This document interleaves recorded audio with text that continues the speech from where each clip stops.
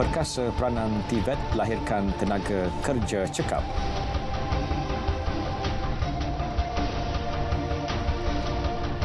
Assalamualaikum, salam Malaysia Madani. Saya Muhammad Shah Musa. Konglomerat disaran memanfaatkan keuntungan mereka dengan menyokong pembangunan pelbagai industri. Perdana Menteri Datuk Seri Anwar Ibrahim berkata ini termasuklah industri seni, sastra dan budaya negara. Ada usaha dalam pelbagai bidang, dalam pendidikan, seni, teater, patut ada usaha untuk mendukung.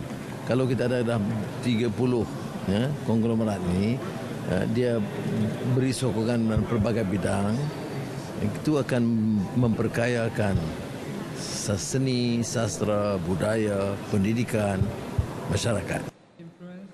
Beliau berkata demikian selepas merasmikan pameran lukisan orientalis di Muzium Kesenian Islam di Ibu Negara. Turut hadir Menteri Komunikasi dan Digital Fahmi Fadil dan pengerusi Yayasan Al-Bukhari Tan Sri Syed Mokhtar Al-Bukhari. Pameran lukisan orientalis cerminan atau bayangan merupakan sebuah kisah mengenai hubungan antara Eropah, Amerika dengan dunia timur yang telah diterokai oleh Muzium Kesenian Islam Malaysia sejak 15 tahun lalu. Dalam pada itu, Datuk Seri Anwar membidas kenyataan PAS berkenaan kerajaan perpaduan sukar mendominasi tampuk kepimpinan negara. Tegasnya kerajaan sedia ada fokus kepada dasar pemerintahan dan tidak mahu rakyat dipesongkan dengan sentimen politik. Ya, jangan gunakan naratif kolot dan jumud. Negara ini seperti kita sebut, negara pelbagai kaum, sementara kita angkat penghayatan Islam, kita kena jaga supaya hak yang bukan Islam tu juga dipelihara. Ini perjanjian kita. Ini jaminan keamanan negara kita. Jadi saya tidak cenderung untuk rakyat dipesongkan dengan sentimen. Hari ini, tokoh perniagaan terkenal dan berpengaruh Tan Sri Syed Mokhtar Al-Bukhari muncul dalam suasana mesra bersama Perdana Menteri Datuk Seri Anwar Ibrahim. Lebih menarik perhatian apabila hubungan mereka seakrab abang dan adik. Penampilan Perdana Menteri bersama Tan Sri Syed Mokhtar itu berlangsung ketika majlis perasmian pameran Oriental Paintings di Muzium Kesenian Islam Kuala Lumpur. Semasa menyampaikan ucapan, tokoh perniagaan itu beberapa kali merujuk Datuk Seri Anwar sebagai abang. Manakala Datuk Seri Anwar pula ketika menyampaikan ucapan perasmian menganggap Tan Sri Syed Mokhtar sebagai tokoh yang sangat baik hati walaupun berdepan beberapa tindakan tegas daripada kerajaan. And I've been tough with him, although he's very kind. He made only a good reference to his abang doing help, but then I was extremely tough with him when it comes to Bernas. When I just called him one day, this is about Paddy Planters, where he has a major contract with the government, a privatization, and I'm very concerned or disturbed, not necessarily because of Bernas, but because of the state of affairs, poverty among the Paddy Planters. Just days after I took over office, I called him and says, "Syed, your abang would suggest that I didn't ask the company and he must have surprised his son." But I said, "Do something." I said, "Substantial, so that I can just show that we, the Madani government, means well and serious to help the poor." So he said, "Okay." This was November. He said, "December, 10 million ringgit, and in 2023, 50 million ringgit to be distributed among the poor paddy farmers."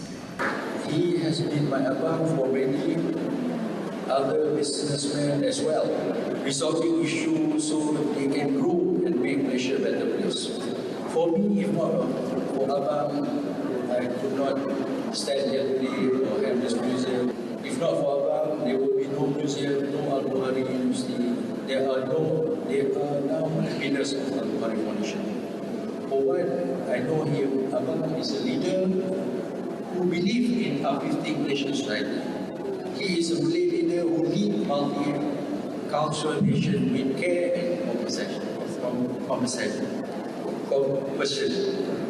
Yeah. He creates opportunity, he changes the future for the better.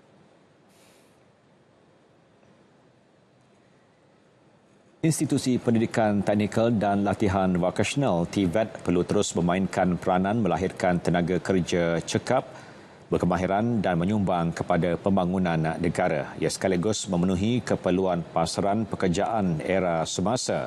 Timbalan Perdana Menteri Datuk Seri Dr. Ahmad Zahid Habibie menerusi catatan Facebooknya berkata, kemahiran vokasional dan teknikal menyumbang terhadap tenaga kerja berkualiti serta meningkatkan produktiviti semua sektor ekonomi. Aspek itu turut membantu berdepan cabaran revolusi perindustrian 4.0 dan era pendigitalan. Tambahnya, potensi dan bakat dalam kalangan belia perlu terus digilap agar menjadi lebih kreatif, inovatif dan produktif sekaligus menjana pendapatan yang mampu memangkin kehidupan yang lebih bermakna. Dalam pada itu, Dr. Ahmad Zahid tiba di Kuching, Sarawak bagi lawatan kerja 2 harinya di negeri itu petang tadi. Malam ini, beliau menghadiri Majlis Rumah Terbuka Gawai Dayak. Timbalan Premier Sarawak, Dato' Amar Douglas unggah embas diiringi timbalan menterinya, Dato' Robiah Wang. Turut memeriahkan majlis Menteri Pembangunan, Wanita, Keluarga dan Masyarakat, Dato' Sri Nancy Shukri dan beberapa Menteri Kabinet Negeri. Dato' Sri Ahmad Zahid dijadual menghadiri Majlis Rumah Terbuka Sambutan Perayaan Gawai Dayak 2023 Parlimen Kapit di Dewan Suara Kapit esok. Sektor komoditi dan minyak sawit bukan sahaja penyumbang penting untuk pertumbuhan ekonomi negara, malah memberi manfaat kepada kemampanan persekitaran. Jelas Timbalan Perdana Menteri Datuk Sri Fadilah Yusof, sektor komoditi itu turut menyumbang secara signifikan kepada peningkatan taraf hidup rakyat sekaligus mengurangkan kemiskinan. Jelasnya, industri sawit Malaysia sentiasa berdepan dengan pelbagai tuduhan palsu seperti penebangan hutan dan kehilangan biodiversiti yang menyumbang kepada kepupusan populasi orang hutan. Tuduhan ini adalah tidak benar sama sekali, malah kajian saintifik yang dibuat baru-baru ini jelas menunjukkan aktiviti memburu lebih berbahaya kepada biodiversiti dan bukan peladangan kelapa sawit. Take my word for it. The Forestry and Forest Product Research Institute in Japan confirms that oil palm outperforms natural forests by absorbing 4 times more carbon dioxide when it comes to carbon sequestration. Palm oil is far superior than soya, rapeseed and sunflower. Beliau berucap pada Forum Kemampanan Minyak Sawit Antarabangsa bertajuk Perdagangan Mampan dan Pelaksanaan Perniagaan Bertanggungjawab dalam Era Global Baharu. Forum yang dianjurkan KSI Strategic Institute for Asia Pacific turut dihadiri Pesuruhjaya Tinggi Malaysia ke United Kingdom, Datuk Zakri Jaafar serta pengerusi Kelab Ekonomi ASEAN AEC, Tan Sri Michael Yoh. Kerajaan tidak menolak kemungkinan kumpulan yang mendakwa waris keturunan Sulu dipergunakan golongan tertentu dari Barat untuk membuat tuntutan yang tidak masuk akal. Mereka juga memaklumkan melalui surat kepada Peguam Negara bahawa bukan sahaja berhak ke atas Sabah, malah perlu menerima caj faedah tambahan $16 bilion. Tindakan biadab kumpulan Sulu jelas menunjukkan mereka tidak menghormati Malaysia sebagai negara berdaulat. Tuntutan itu juga dianggap satu penipuan. Yang Amat Berhormat Datuk Seri Anwar Ibrahim memberikan saya arahan dan juga mesyuarat kabinet memberikan saya arahan, kita akan lawan habis-habisan. Sebab kita sebuah negara yang bebas, yang merdeka, yang mempunyai maruah dan kedaulatan. Kita akan sehabis-habisan melawan tuntutan mereka. Dan kali ini saya beritahu pada peguam kita di sana, kalau dia orang kalah dan mana-mana negara, kita tuntut kos supaya dia bayar balik ganti rugi kos kita yang kita pergi melantik peguam antarabangsa. Tuntutan dijangka bakal diputuskan di Perancis 6 Jun ini. Ketika ini, Menteri Luar Datuk Seri Dr. Zamri Abdul Kadir berada di Perancis bagi proses tersebut. Bagi menambah baik prasarana Badan Kehakiman Negara, projek pembinaan Mahkamah Baharu Pengerang kembali diluluskan selepas kajian semula dari pelbagai aspek termasuk kos. Jelas Dato' Sri Azalina, projek itu kini pada tahap 25% setakat 31 Mei tahun ini. Mahkamah baru itu akan dilengkapi dengan sistem court recording voice to text RVT, menempatkan sebuah bilik bicara iaitu sebuah mahkamah magistrate. Ia berupaya mengendalikan kes jenayah dan sivil berikutan kesan daripada perkembangan sosioekonomi daerah Pengerang. Terdapat 25 butiran projek mahkamah yang telah diluluskan melibatkan 21 projek fizikal dan 4 projek ICT dalam rolling plan ketiga Rancangan Malaysia ke-12 tahun 2023. Kos keseluruhan sebanyak RM930.5 juta. Saksikan Istiadat Mengadap dan Istiadat Pengurniaan Darjah Kebesaran, Bintang dan Pingat Persekutuan sempena Hari Keputeraan Rasmi ke bawah Duli Yang Maha Mulia Seri Paduka Baginda Yang di-Pertuan Agong bagi tahun 2023 pada 5 Jun 10 pagi hanya di TV1, saluran berita RTM dan rangkaian radio utama RTM serta rtmclick.rtm.gov.my.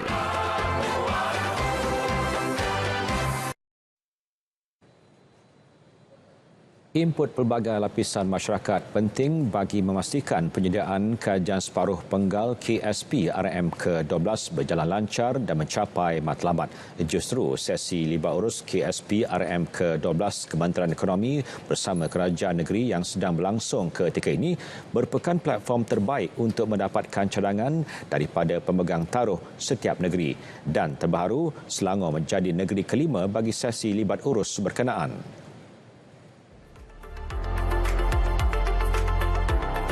Semakan ini adalah penting kerana Rancangan Malaysia ke-12 merupakan kerangka ekonomi yang menentukan pelaksanaan dasar-dasar yang lain. Contohnya projek, kalau yang telah ditetapkan siling perbelanjaannya, kalaupun ada cadangan projek baru, dia tidak boleh melepasi siling itulah.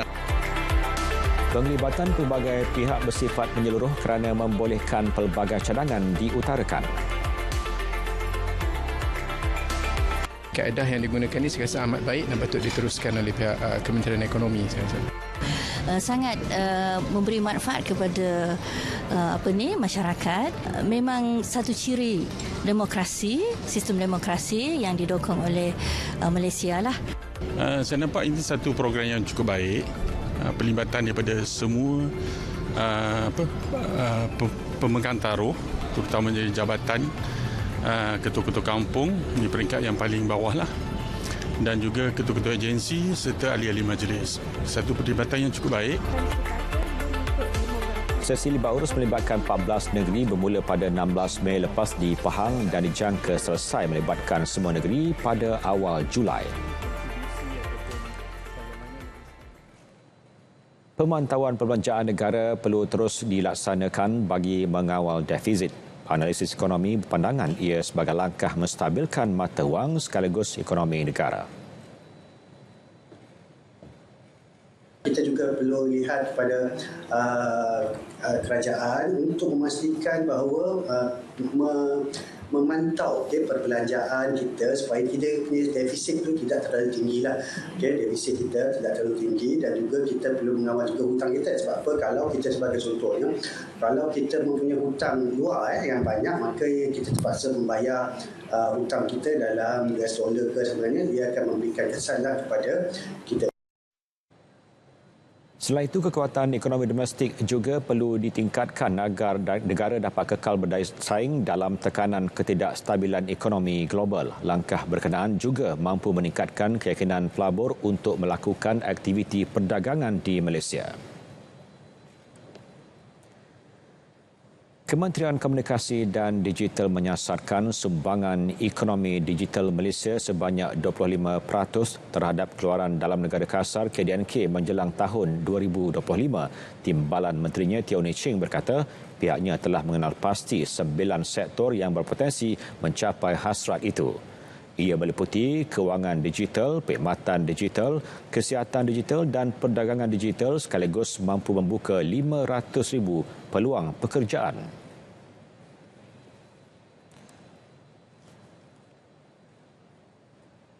Jadi saya harap bahawa denganlah usaha-usaha sekarang melalui MDEC dan juga melalui program pembangkit, kami telah mengenal pasti 9 sektor yang ada potensi yang besar dan juga boleh menjadi sebagai enabler untuk teruslah menarik lagi banyak investor ataupun investment masuk ke Malaysia dan jugalah membangunkan ekonomi digital kita.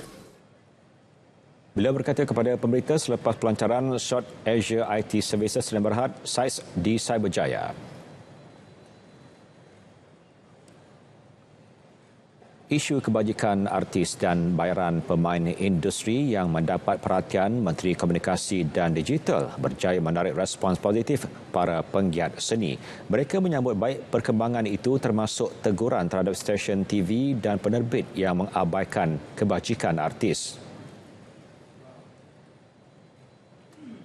Jadi kalau kita lihat pembayaran ataupun seringkali berlaku lewat bayaran, kadang-kadang makan masa ada yang syuting sebelum puasa lagi sampai nak raya haji ni pun masih lagi tertonggak. Mungkin stesen-stesen TV ini gairah untuk membuat program, lebih-lebih lagi ada saingan ataupun lambakan artis-artis daripada Insta Famous. Jadi mereka ni mungkin mengatakan bayaran tu nombor 2, yang penting muka masuk TV. Kalau kami tak menjual bakat kami pada TV station, dan macam mana TV station pun nak keluarkan sesuatu produk kan. Jadi kita saling memerlukan. Jadi pada TV station yang baru yang ada masalah macam ni, cuba kita kaji balik di mana silapnya dan mungkin kita boleh ikut peraturan-peraturan yang bagus daripada TV station yang dah establish. Mereka terus senada isu ini perlu diberi perhatian serius kerana stesen TV dan artis saling memerlukan antara satu sama lain. Bagi memudahkan pengurusan jenazah, Kementerian Sumber Manusia menyerahkan sebuah van jenazah kepada Jawatan Kuasa Masjid Al-Jami'ul Badawi Kepala Batas. Sumbangan disalurkan menerusi Perbadanan Tabung Pembangunan Kemahiran. Alhamdulillah, hari ini kita daripada Kementerian Sumber Manusia yang diwakili oleh Perbadanan Pinjaman Kemahiran, Tabung Perbadanan Kemahiran, menyerahkan sebuah van jenazah kepada Masjid Al-Jami'ul Badawi Kepala Batas. Ini adalah antara komitmen Kementerian Sumber Manusia untuk memastikan bahawa warga di sekitar masjid ini akan dapat memudahkan mereka mengurus jenazah. Dan ini juga memberikan komitmen kepada PT-PTK untuk menunjukkan komitmen bahawa kita adalah antara syarikat yang patuh syariah. Dengan adanya van baru ni, sekurang-kurangnya ia dapat melancarkanlah proses pengurusan jenazah dan sebagainya. Bukan kata van lama tak bagus, tapi disebabkan usia ada kala dia rosak dan sebagainya. Katalah kalau dia rosak pada hari yang ada jenazah, dan ia agak menyukarkan. Jadi dengan adanya van yang baru, dia memudahkan urusan kami, insya-Allah.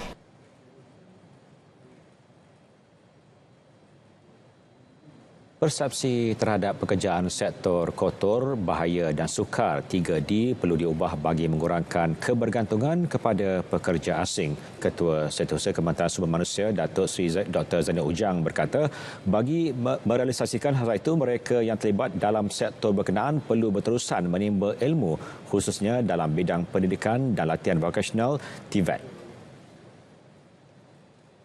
Kalaulah ada seorang pekerja TVET yang betul-betul terlatih, mungkin bersamaan seorang itu bersamaan dengan 5 orang yang tidak terlatih. Dan sebab itulah kita mesti bagi penekanan pada TVET, dan secara tak langsung negara kita akan tidak bergantung kepada pekerja asing. Jelasnya TVET merupakan platform membentuk kemahiran yang diperlukan dalam menghadapi revolusi 4.0 dan perubahan teknologi pasaran kerja. Beliau berkata demikian selepas majlis perasmian seminar TVET Pemangkin Pembentukan Malaysia Madani sempena Hari TVET Negara 2023. Kementerian Pelaburan, Perdagangan dan Industri MITI berjaya memperoleh potensi pelaburan bernilai RM23.07 bilion dan potensi ekspor produk dan perkhidmatan ke Jepun RM2.1 bilion menerusi misi perdagangan dan pelaburan TIM ke Tokyo dan Osaka.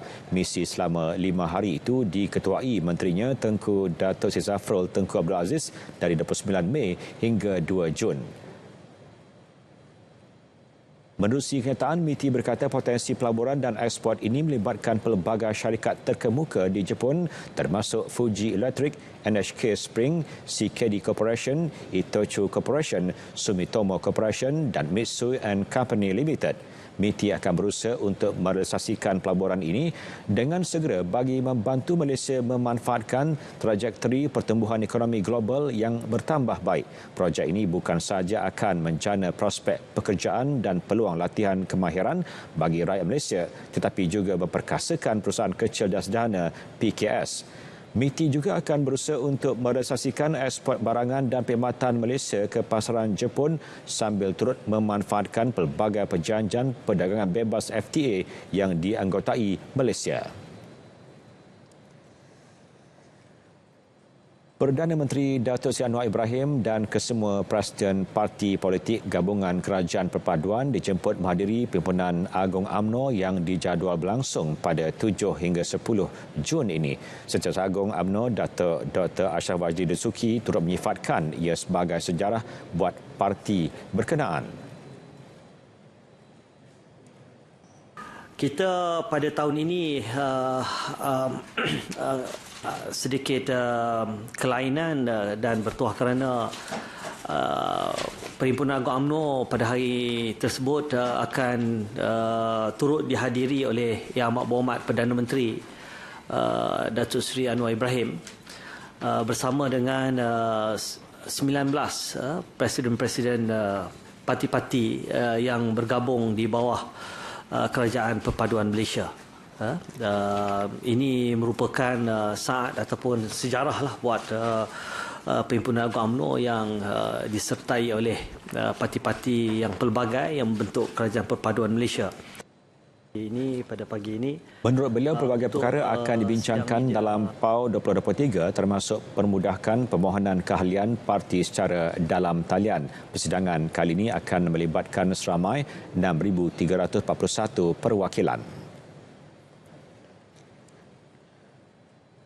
29 daripada 13,000 jemaah haji yang tiba di Tanah Suci dilapor mengalami masalah kesihatan dan mendapat rawatan di Pusat Rawatan Tabung Haji TH. 23 daripadanya menerima rawatan di Pusat Rawatan di Mekah, manakala 6 lagi di Madinah. Menurut Ketua Rombongan Haji Malaysia, Datuk Seri Syed Saleh Syed Abdul Rahman, 11 jemaah yang dimasukkan ke pusat rawatan mengalami masalah radang paru-paru.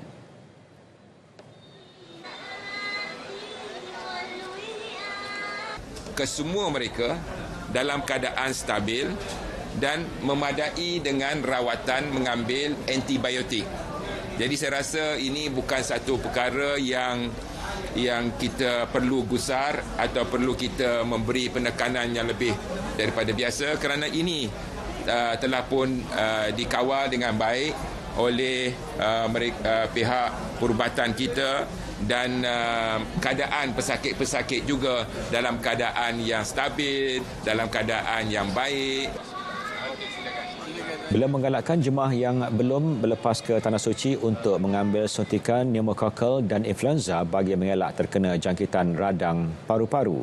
Terdapat juga jemaah haji yang mengalami masalah jantung dan kecederaan semasa beribadah. Terdahulu, Datuk Seri Saleh menyambut ketibaan 279 jemaah di salah sebuah penginapan di Mekah.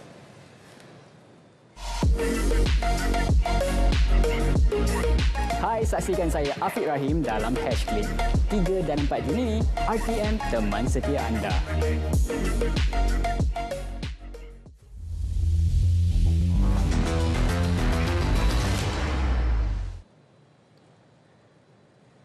Badminton terbuka Thailand 2023, pemain perseorangan lelaki negara Eun Ziyong terkandas di suku akhir selepas ditundukkan pemain Hong Kong Lee Cheuk-Yew dengan keputusan 19-21, 21-23. Pemain berusia 23 tahun itu gagal mengulangi aksi cemerlang menewaskan pilihan utama kejohanan dari Taiwan Chu Tianchen semalam. Ziyong bermula cemerlang mendahului Cheuk-Yew hingga mata ke-15 sebelum lawan yang menghuni ranking ke-17 dunia itu kembali bangkit dan menang set pertama 21-19. Ziyong berpeluang membawa aksi seterusnya ke set penentuan selepas berjaya mendahului 15-10 pada satu ketika. Namun aksi tidak konsisten selepas itu menyebabkan beliau terpaksa akur tunduk dengan keputusan 21-23.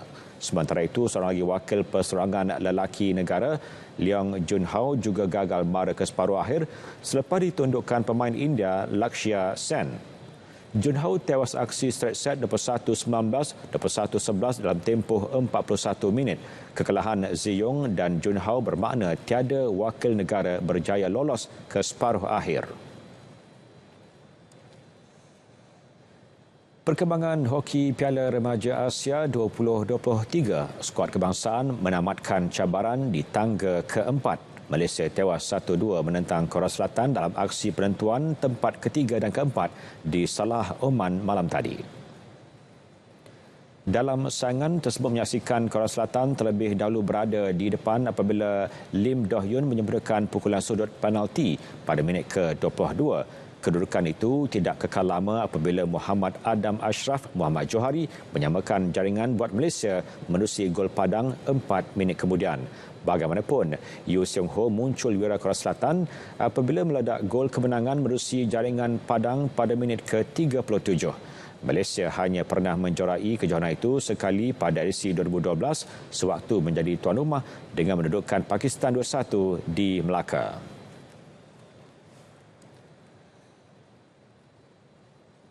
Beralih ke persiapan kejohanan Hoki Piala Dunia Remaja 2023, skuad lelaki kebangsaan merancang untuk mengadakan Seri Jelajah Eropah sebagai persediaan menghadapi kejohanan berprestij di Kuala Lumpur itu. Ini juga bagi mencapai sasaran mara sekurang-kurangnya ke separuh akhir kejohanan tersebut.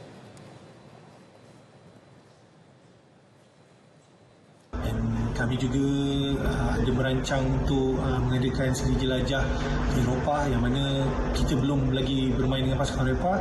So diharap jelajah itu kita akan membiasakan diri dengan corak permainan Eropah yang mana kita akan lebih dapat cara permainan, gaya permainan Eropah supaya kita lebih bersedia untuk kejohanan Piala Dunia Remaja pada hujung tahun ini.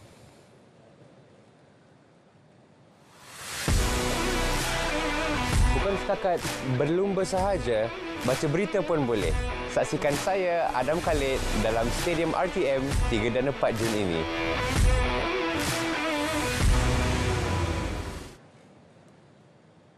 Berita tengah malam berakhir di sini. Saya Muhammad Shah Musa, Malaysia Madani, tekad perpaduan, penuhi harapan. Selamat malam dan Assalamualaikum.